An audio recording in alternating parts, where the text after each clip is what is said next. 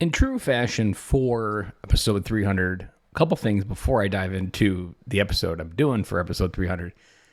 This episode is special. It's episode 300. But come Monday, it's going to be episode 301. And then it's going to be a 302 and then 303. So I've learned over the years, you celebrate the milestones, but you accept the reality that tomorrow is still just another day, just like today. Because most of the time when we set these massive milestones, like for example, if I started this podcast and said, you know what, when I reach episode 300, then I will have made it. Then I will have this feeling. No, it doesn't work that way. I can have that feeling right now in any episode. I could have it at episode 5. And for all of 300 of these episodes, I've had that feeling. So today is just like any other day, but it is a special one because it is episode 300 of The Business of Fatherhood. If you've listened to all 300 episodes, thank you. I would love to hear your feedback because hearing 300 different episodes of my voice, I would love to hear what you've heard throughout those different stories because putting it all together is often the hardest part of this job. But let's dive into what I have for you in store with an episode titled Time Capsule. So I'm going to do a couple different things. Actually, I'm only going to do 2, not a couple. Well, I guess a couple is 2. Never mess. I'm going to send 3 things back into the past that I wish I had in my arsenal when I was 18. Because I know there are dads all over the spectrum between 18, 30, 35, 37, where I'm at, 50, all the way up to 60 that may be listening to this podcast. And so I want to send 3 pieces of advice that if I had these 3 pieces of wisdom, that these 3 pieces of wisdom baked through 7 years of trial, thousands of dollars of personal development, that these 3 pieces of wisdom would have expanded and done more traction in my life than anything else. And I would even top it on joining the Marine Corps for these 3 different pieces of advice. So let's go backwards before we go forward, because the second thing is we're going to send something into the future as well. So into the past, here we go. So number 1, experience more places. Experience more places. This is one of the most underrated things of the American dream, that Americans pretty much unanimously were a little bit better on it. But when I was leaving high school, it was not standard methodology, which is to experience more life. We hear different things over the last 40 years about Greenpeace and joining the Peace Corps, AmeriCorps, doing all these different services outside the military, and often people join the military to experience a lot of different places. But the problem, maybe not so much with AmeriCorps or Peace Corps, because I haven't been there, and this could still be a little bit outside of that. But the problem with the Marine Corps, problem with the military, is still very systematized. It's a systematized experience, which limits your ability to see what could be reality. There's 2 kind of sides to that while I park here for a second. Within the enlisted, you're pretty much forced to do a lot of different things. You are under someone's command. You are, for lack of a better word, a person, a number that does a certain job, and they need you to do that. And there's not a lot of freedom of thought that comes with it. You get a lot of see different places. You get shipped across all over the world. Like I was in Okinawa for 3 years, went to Korea, Philippines, Australia. But because of that system, it limited my field of view. Now, maybe in the Peace Corps, AmeriCorps, there's a little bit less system and you might be able to experience a little bit more. But to me, what I'm talking about here is actually a story that I just caught up with my sandwich artist at Jersey Mike's, which is a different story if you want to go back and catch that episode. And he just came back from Hawaii and he's like, he had a hard time coming home because he met this guy who's been there for like 40 years, owns a restaurant, and he went there just like they did a long time ago and never left. And he's like, man, wake up on the beach, the mountains, these valleys, like, why would I go back and unsee this feeling and unsee this vision? Like, you can't undo that. And what I wish I would have done, and anybody else out there, is if you haven't maybe started a family yet, but married, or whatever stage you're at, or maybe you're divorced, whatever season of life you are listening to this in, take a pause and experience some life. Be a little bit crazy. I remember going to Australia. I did a 2-week vacation. It was almost, I don't remember if it was $6,000, but I feel like it was closer to $3,500. And it was a lot of money. But I did it, and I'm glad I experienced it because being free, I was unattached from anything with the Marine Corps. I was by myself. I was on vacation. I did a week up north by the Great Barrier Reef. I did a week in Sydney. And that really gave me an exposure to a whole way of life, like backpacking. I never imagined that there would be a group of people that would go all around the southern hemisphere and just backpack. And when they needed money, they would work. And when they were ready to go, they would throw everything in their backpack and keep going. And they would stay in these backpacker resorts. I didn't know that. Now, the one downside is when I came out of the Marine Corps, I adopted the system and kind of lost track of what I learned and what that vision opened my mind to. And I also didn't have the courage to go try something new. So experiencing life, that's what I wish I would have did on the other side of 18. It'll be the advice to give my kids that I don't necessarily want them to go to college right away because they don't really know enough about themselves to figure out what they want to plug themselves into, a $60,000 career debt. And then find out when they get there, like, you know what, this isn't what I thought. I want them to experience life because the experience is what's going to teach you who you are. And experience is going to help you figure out where you are uniquely designed to plug into the world to solve a unique problem. Number 2, help more people and find more unique solutions to solve or problems to solve. I didn't have a lot of conversation with people. I was essentially afraid to talk to people. If you listened to all 300 episodes, you know that conversations, even the idea of doing a podcast, was not something that was natively in my life. So I wish I could go back when I was 18 and tell myself, you know what, have more courage. Nothing happens on the other side of a hello that doesn't get answered. Nothing happens on the other side of a hello where they just walk away. They just walk away. You're still the exact same person, and then you know something. But then the potential for something that good can happen on the other side of the hello is so powerful. And then also just learning how to help more people along the way, because the more people that know you because you've helped them, they're going to remember that.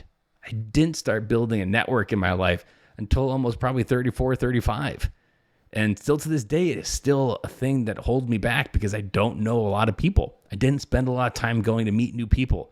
I got bogged down into the system, into the patterns of life, and trying to figure out how to get to a different place was the crux of my existence. And in some ways, still a handicap to my existence, but not the crux of my existence. Number 3, I wish I would have told myself to ask more questions of who am I? Ask more questions of who am I? It's an important question because if you've heard me say in the podcast or any other podcast that I've been on, the 2 primary things that we're missing the most as people is we're missing width to how wide the world really is, and we're missing depth to how deep our soul can really go and what our story could potentially do or what our words could potentially move. That these things have depth and wisdom to them that I spend 0 time understanding. I spent most of my time ignoring them and hiding in the shadows. I wish I would have asked more questions to understand natively who I was. And the ironic part is by experiencing more life, asking and helping more people, and saying hello more often, that would have reflected back more of who I am and allowed me to step into it sooner. And I would have had more of an identity. I had to have a stronger identity. And I would have had one that wasn't just issued to me by the Marine Corps. When I took off being a Marine, I would have known who I was under that Eagle, Globe, and Anchor and under that camouflage uniform. So to close the time capsule up here for the past 3 things: experience more places, help more people, ask more questions of who I am. Those 3 questions. There's a lot of deep rabbit holes underneath those things. But if I had an opportunity, if I had one capsule to send back in time that I could open when I was 18 years old and hear what I needed to hear about from my future self, those 3 things would have changed my life. And hopefully they'll change yours. Let's go into the future now. Into the future, I want to do something different. I don't just want to send advice into the future because I don't really know what I need to know in the future. But what I do want to do is record a message to my future self. And I'm going to do it here in the podcast as kind of a time capsule, but then also as something that then I can go back and listen to. Now, picking the year that I wanted to send this message to, that was a little bit tricky. But essentially what I came down to, I didn't want to do 10, didn't want to do 20, didn't want to do 5. I'm doing 3. 3 is enough where hopefully my life is really different than it is now, but it's also not too radically different that I actually couldn't even predict where I am. I feel like if I go 10, 15, 20, who knows, there could be like TV shows or some weird thing that happens in my life that no one could have predicted and out of left field, which eradicates all the different wisdom I want to try to send into the future here. So without further ado, here's we go. I hope that this version of me listening to this podcast episode, that this version of me listening to this 3 years in the future on June 3rd, 2025, remembers a couple things about today, June 3rd, 2022.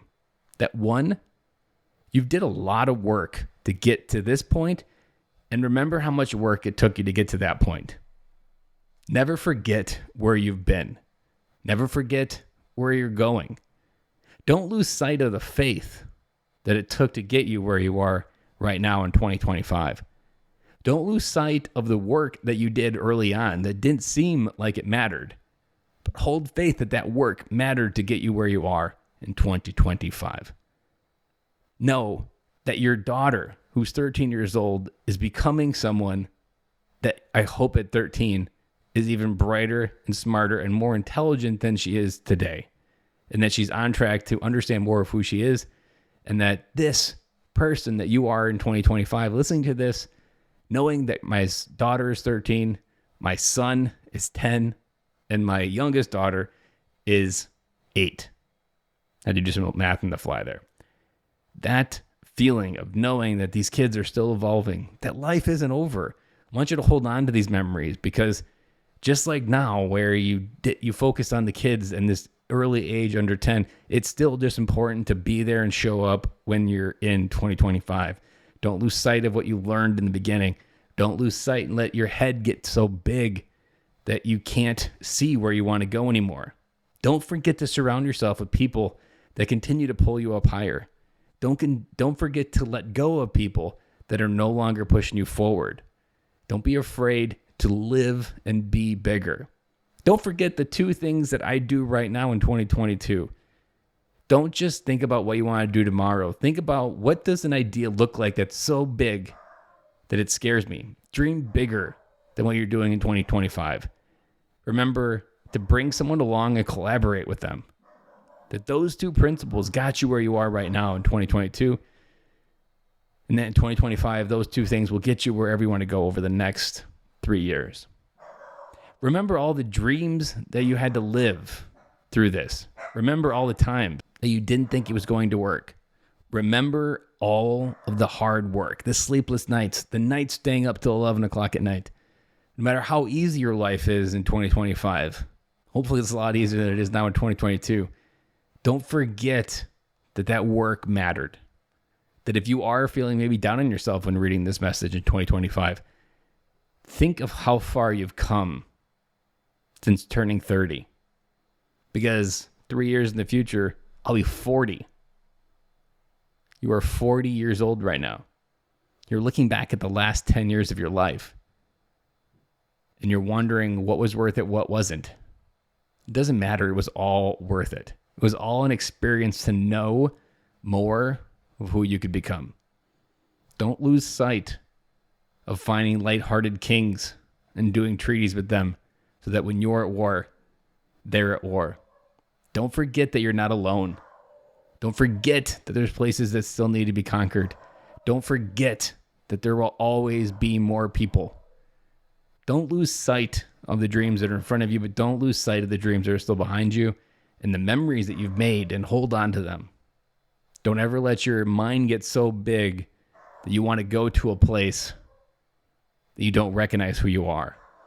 Bring yourself back to this episode.